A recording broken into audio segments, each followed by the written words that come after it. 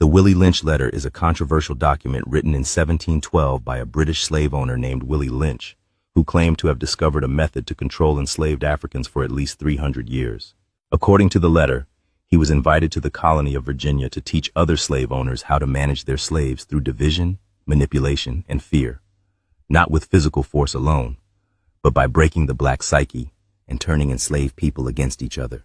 Title of the letter: The Making of a Slave. Willie Lynch described a method of psychological programming and social division as a more effective and lasting way to control black people than physical chains. The key divisions: he proposed to exploit age, separate the young from the old to break legacy and wisdom sharing. Skin color: promote colorism, light-skinned versus dark-skinned. Gender: turn the black woman against the black man. Hair texture: demonize natural African traits to cause self-hate. Status, house, and field: foster internal conflict between enslaved people. The letter states, you must use the female versus the male and the male versus the female. You must also have white servants and overseers who distrust all blacks. Lynch explained that once these mental chains are in place, physical chains are no longer necessary. Even if fictional, the Willie Lynch strategy outlines a psychological framework that still affects the black community globally. Here's how. Colorism: light skin is still seen as better in many African, Caribbean, and African American societies. Skin bleaching is common, and lighter actors' models are often prioritized in media. Mental slavery: many still subconsciously associate blackness with inferiority due to colonial brainwashing.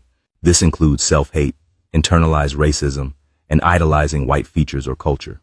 Gender division: the relationship between black men and women is often portrayed as antagonistic.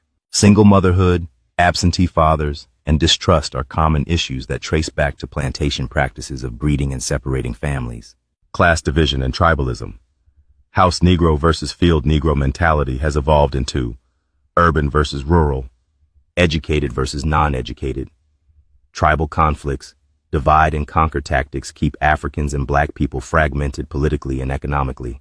Religious pretense: African traditional religions were demonized while Christianity and Islam were tools of colonial submission. Today, many black people reject their ancestral spirituality and still act as guardians of foreign religious ideologies, often without question.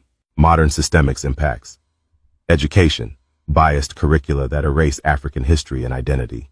Media, promotes stereotypes and glorifies violence among black men. Politics, tribalism, and elitism keep African countries divided. Economics, structural poverty and dependency on Western corporations. Justice system, mass incarceration of black men, especially in the U.S.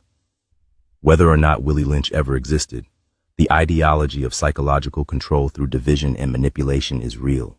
The modern black community across the globe still battles these inherited traumas. We distrust one another. We are fragmented by language, class, religion, and ethnicity. We imitate our oppressors instead of embracing our heritage.